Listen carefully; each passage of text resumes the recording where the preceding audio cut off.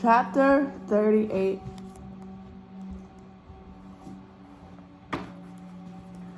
Virtues, your superpowers. What are virtues, and what do they have to do with self-discipline? In Chapter 1, we saw that mindful self-discipline has both an external and an internal aspect. The external aspect is about building habits, following a routine, and moving forward towards your goals. The internal aspect is about self-mastery and self-transformation. The topics of virtues is related to the internal aspect of self-discipline. Virtues are positive character traits that are considered a foundation for living well and a key ingredient to greatness. They are your psychological assets, your personal strengths, your superpowers. We are talking about things such as courage, patience, trust, kindness, confidence, focus, serenity, determination, resilience, integrity, etc. They are more important than goals, for they are transferable skills that you can apply in any journey you find yourself on. Each virtue is a shield to protect us from difficulty, trouble, and suffering.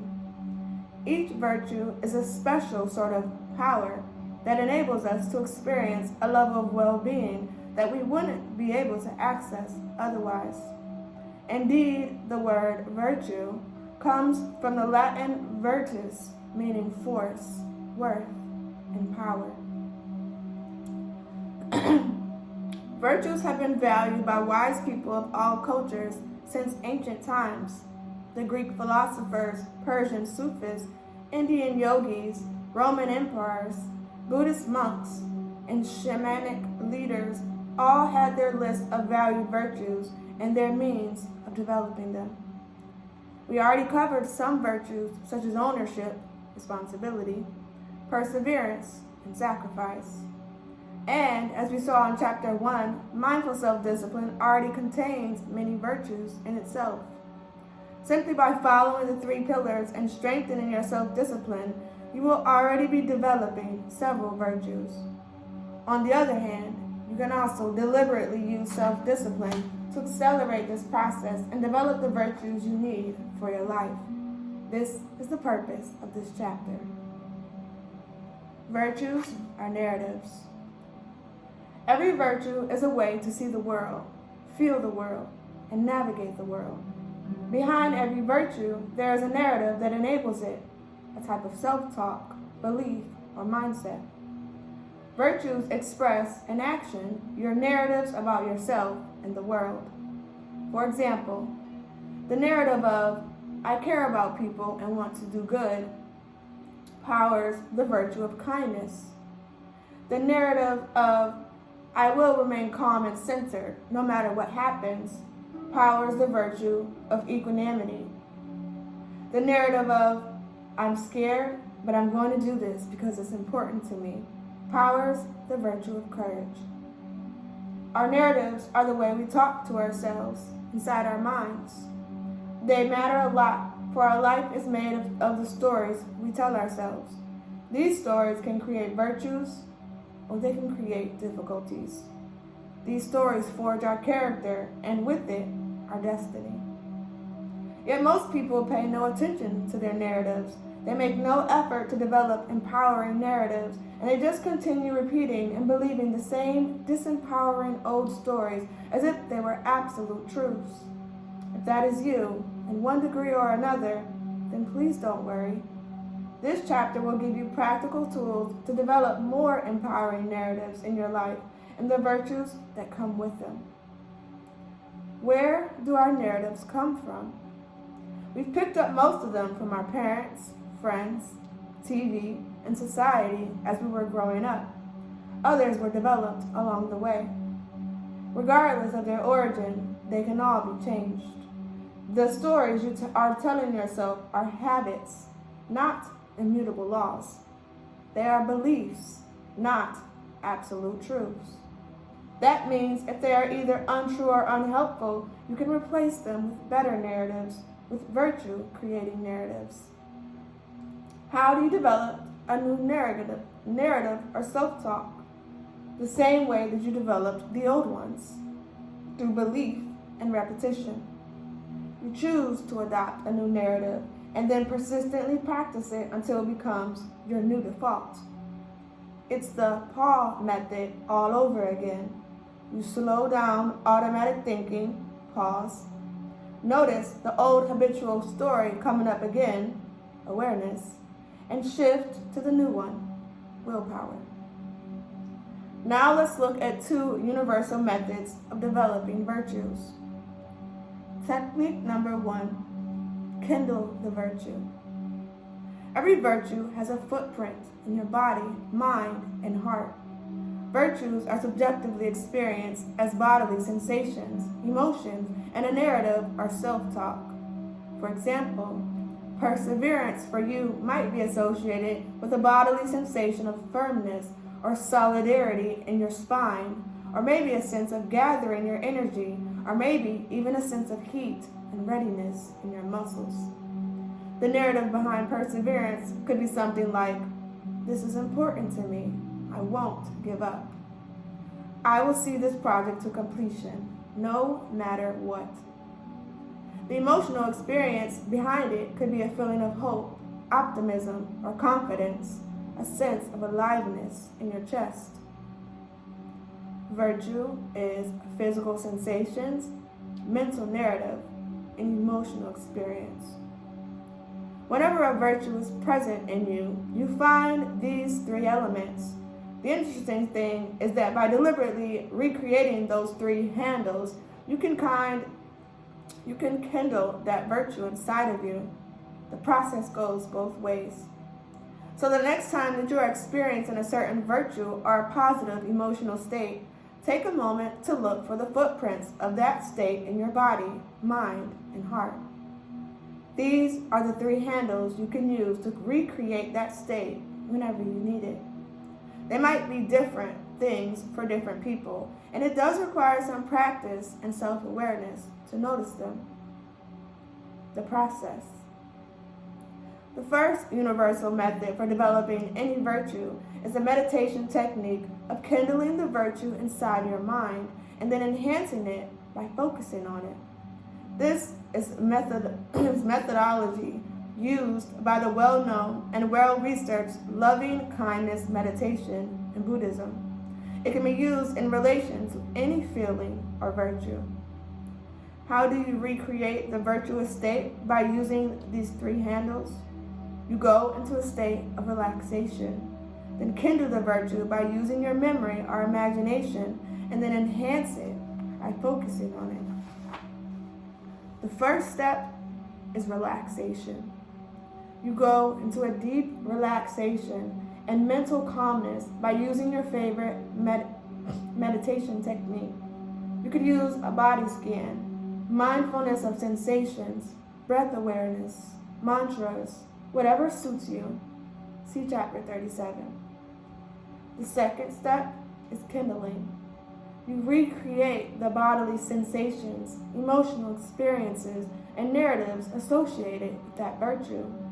You do this by vividly remembering a time in your past when you experienced that virtue and then paying attention to the 3 handles. If you haven't experienced this virtue before, then you can instead imagine how it feels to experience it. In any case, let your remembrance/imagination be vivid, detailed, and real so that you actually experience those sensations and that emotional state here and now. The third step is enhancing. This means to feel the virtue inside of you by focusing all of your attention on it, moment after moment, via the 3 handles. The virtue itself becomes the object of your meditation. The more attention you give it, the deeper the neural pathways you will be creating in your brain regarding that mode of being. You can also create an affirmation and repeat it mentally to enhance the experience. The more you use this technique, the easier it will be for you to tap into that virtue in your daily life simply by remembering one or all of the 3 handles. Technique number 2, absorb the virtue. By 3 methods we may learn wisdom. First, by reflection, which is the noblest. Second, by initiation, which is the easiest. And third, by experience, which is the bitter rest. Confucius. Another way of developing any virtue is to find it in others and then adopt that mode of being. You look for a person who has that virtue highly developed, perhaps the role models you chose in chapter 7. Then you absorb it from him or her. The simplest way to do this is to spend time with people who have the virtues you wish to develop. They can be friends, family members, colleagues, mentors, or even experts that you connect with online. This is absorbing the virtue by association, covered in chapter 34. A more powerful way to do this is to go through a protocol of connecting your consciousness to the consciousness of that person. This is absorbing the virtue by identification. Here are the simplest steps for this.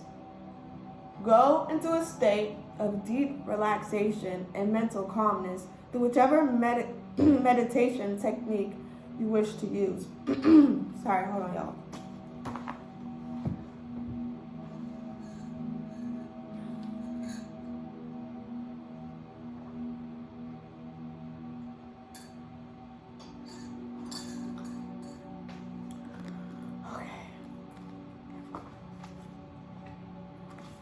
Step 2. Visualize or imagine your role model standing right in front of you as best as you can. Feel their presence. Step 3. Think of the quality that you wish to absorb from him or her. Contemplate all the ways that that person expresses that quality. Contemplate the self-talk behind it, the feelings that fuel it, and the physical sensations associated with it. Get the full picture of the experience. Step 4.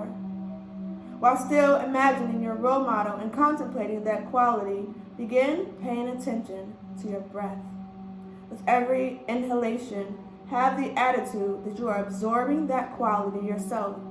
With every exhalation, you spread that quality throughout your body. Step 5. Forget your separate identity for a few moments and become that quality. It can almost feel like you become that other person. You feel what they feel, think as they think, act as they act, and see the world as they see it. Step 6. Pay close attention to the footprints of that quality inside of you. Take a mental snapshot of how it feels in your body, in your emotions, and in your mind. This way, you'll be able to recreate it more easily. This concludes the meditation. Step 7. As you go about your day, tap into that quality or virtue by remembering the mental snapshot and recreating those thoughts, feelings, and sensations inside of you. Act as if it is already you. Keep doubts at bay and just do it. Practice this technique for 10 minutes every morning for 21 days and notice the difference. After that, you can create another virtue or keep the practice as a permanent part of your morning routine. Kindling, deep relaxation, visualize role model, contemplate quality. Absorbing, inhale the quality, become it, remember it, act on it. This technique does require some imagination, open-mindedness, and concentration to make it happen. The more skeptical, linear, and overly analytical you are, the harder it will be to pull this one off. You need the ability to let go of your identity for a short period of time and believe your thoughts into reality. You need to become somebody else so that you can see life through the eyes and download their superpowers. This method can be used to develop any skill or quality you need, and it can be used with any type of target. It doesn't matter whether you are visualizing a real person you know, an expert in your field, a mythical figure, or a movie character. You could absorb the virtues of James Bond, Katniss Everdeen, Apollo, or Yoda. When I was a teenager at school, I completed. I think it's supposed to say completely. I'm gonna say completely. Sucked at soccer, which is a very bad idea when you live in Brazil. I had no coordination to run with the ball and no control over where I wanted the ball to go. I seemed to be much better at kicking the other player's shins than actually hitting the ball. Later on, I figured out I'm good at martial arts and not team sports. One day, in physical education class at school, when the soccer game was about to start, I decided to try something radically different. Instead of staying at the back, hoping the ball would not come my way, I went to the center and asked the team captain to pass me the ball as soon as the game starts. "Are you sure?" he asked, making a face I will never forget. "Yes, just pass me the ball." "All right, this will be hilarious," he said. At that point, I had convinced myself that I was a professional soccer player, full of skill and coordination. I imagined that I had been kind of possessed by that quality, if you will, and that I was no longer myself. I held that mental picture in my mind with full faith. There was no place for doubts. When the referee blew the whistle, the captain passed me the ball and watched, astonished, as I ran with it toward the goalkeeper and scored a goal in under 10 seconds. I ran with the ball like an arrow toward its target. The impression I had that all members of the opposite team just opened space for me, bewildered. Later on, I successfully repeated this experiment while playing handball, bowling, and also in social skills. Needless to say, it has also failed multiple times because this also needs practice and perseverance, things I can't be proud of possessing in my teenage years. As the years passed, I realized that the trick I had discovered was nothing new or original. As far as I could research, this method was first developed as a spiritual technique in India or Tibet. Their goal was for the practitioner to achieve a type of mystical connection with the contemplated deity and thus download the wisdoms, virtues, and powers of that deity into himself or herself.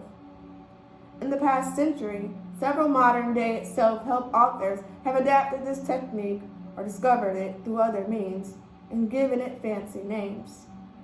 It is hard to explain why this works without going into metaphysical theories. Perhaps the closest we can get to it here is by talking about the phenomenon of quantum entanglement. When two particles have been entangled, the state of one particle affects the state of another particle, regardless of their distance in space and time. Einstein called it spooky action at a distance, or maybe it's connected to the way mirror neutrons work. In any case, on a very pragmatic level, it doesn't matter why this method works, but only that it does. Give it a fair go and see what it happens for you. And fair go doesn't mean to try it half-heartedly for 5 minutes while you're waiting for the bus or laying down in a hammock, doing it once and then giving up. It means practicing it daily for a couple of weeks before you draw any conclusions. Your mind is programmable, and your identity is not as fixed as you imagine. The great actress fully internalized her character, feeling, thinking, and breathing as the character, and as a result, she can act in such a way as to make us believe because she has first believed it herself. You too have the ability to internalize the virtues of your role models and dare to act as them whenever the situation calls for it. Life is like a movie, and you can choose the role you want to play. You don't need to play the role that you were given. So who will you choose to be? Balance your virtues. Virtues are amazing psychological assets that we can have, and every effort to develop them pays rich dividends. Yet, it is also true that every virtue casts a shadow. Our greatest strengths, when not balanced, are often the source of our greatest weakness. Every virtue is a tool, and we need different tools for different jobs. To use a well-known metaphor, if all you have is a hammer, you will treat everything as a nail. The problem is that not everything is a nail. Therefore, you need to develop yourself holistically and pay special attention to developing virtues that are opposite of the ones you already have. I call this principle balancing your virtues. Here are some examples of virtues and opposing virtues. The virtue of ownership is taking responsibility for everything in your life and focusing on what you can control. When you overplay this virtue and don't balance it with the opposite virtue, letting go, then you become too hard on yourself and end up taking responsibility for things that you are not really responsible for. The virtue of self-belief is having complete trust and faith in yourself and being confident that you can achieve anything you set your mind to. When you overplay this virtue and don't balance it with the opposite virtue, humility, you may tend to become arrogant, defensive, conceited, and reckless. The virtue of perseverance is not giving up. It is continuing on your path despite challenges. When you overplay this virtue and don't balance it with the opposite virtue, acceptance, you can stay far too long on a path that is no longer meaningful for you, or with a strategy that doesn't really work anymore. You may become too stubborn, inflexible, and even blind to new input. The virtue of sacrifice is making an offering and letting go of something you value in the present for the purpose of getting a greater reward in the future. When you overplay this virtue and don't balance it with the opposite virtue, healthy enjoyment, you tend to be too future-focused, feel that you are not good enough, and have indulgence guilt. See Chapter 3 for more details on balancing self-discipline. This applies to all virtues. Each pair of opposing virtues gets balanced in a different way, and it's not possible to cover them all here. The point of balance also varies from person to person, depending on your personality, lifestyle, and goals. Keep this concept of opposing virtues as a general principle for yourself, and the how of it will emerge little by little in your life as you strive to live with greater awareness. Balancing self-belief. Before closing this chapter, it is worth spending some time discussing in greater detail one of these pairs, which is more relevant to the topic of discipline. The self-belief versus humility pair. When this is properly balanced, you have wise confidence and can practice mindful self-discipline. In Chapter 12, we covered how not having enough self-belief or self-confidence can make self-discipline very difficult. You may wonder how too much of self-belief can be a problem. Well, when you are overly confident, you tend to be blind about your biases and shortcomings. You ignore certain feedback and possibilities, and when reality hits you in a way you don't expect, you may then end up feeling discouraged and abandoning your pursuit. Let's have a closer look at a couple of examples of this overconfidence bias. The first is called the Dunning-Kruger effect. According to the Wikipedia entry on this topic, the Dunning-Kruger effect is a cognitive bias in which people with low ability at a task overestimate their ability. Without the self-awareness of metacognition, people cannot objectively evaluate their competence or incompetence. When you have such inflated self-confidence, you end up expecting extraordinary results. For example, you put all your money into a questionable investment opportunity because you know it has to go up in value. You believe that your book will become a New York Times bestseller and that everybody will be excited about it, even though nobody has ever heard of you and you don't do any marketing. You think that by following your new diet, you will have lost 30 pounds in 3 weeks. You're convinced that you are such a great partner that there is no way your significant other would ever leave you. You procrastinate working on that important project of yours because you are certain that you can finish it up in a week. We all know what often happens when we engage in this type of thinking. When reality doesn't confirm our expectations, we fall into the pit of confusion and self-doubt.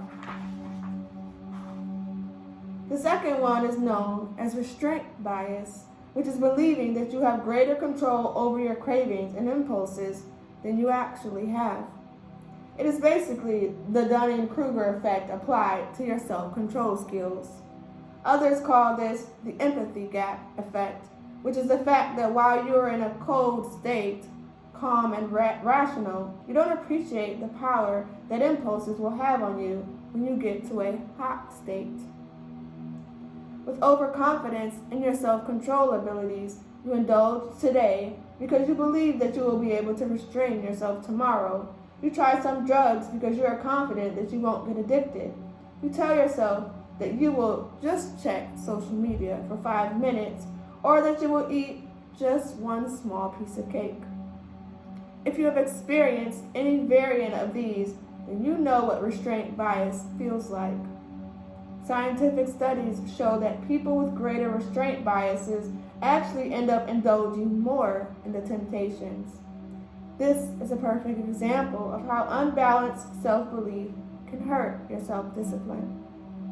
This is how the virtue of self-belief can cast a shadow. In order to have self-belief without getting trapped by its shadows, you need to develop self-awareness, the ability to see yourself clearly past your biases. With this comes the opposite virtue, humility. You then are wisely confident and not foolishly so. This is the way of mindful self-discipline. Balance is the goal. Every virtue is a tool and an asset. Virtues give you more well-being, allow you to live better, and empower you to actualize yourself. But when they are unbalanced, you may at times fall into their dark sides, and with that, experience suffering and limitation. Balancing your virtues with mindful self-discipline is, at the end of the day, about 3 things. Do what is ultimately good for you. Stop causing suffering to yourself. Make the world a better place.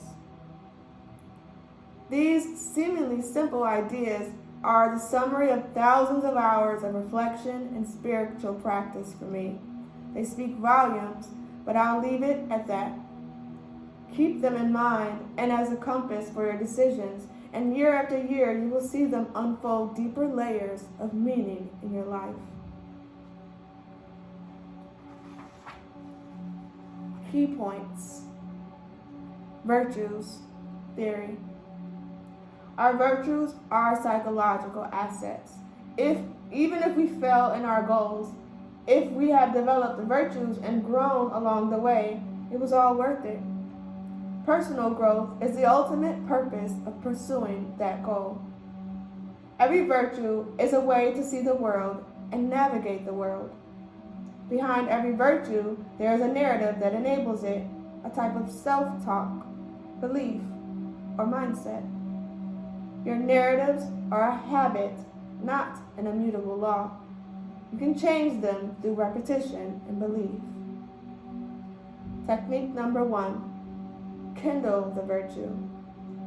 Find the 3 handles of your chosen virtue: physical sensations, emotional experience, and mental narrative.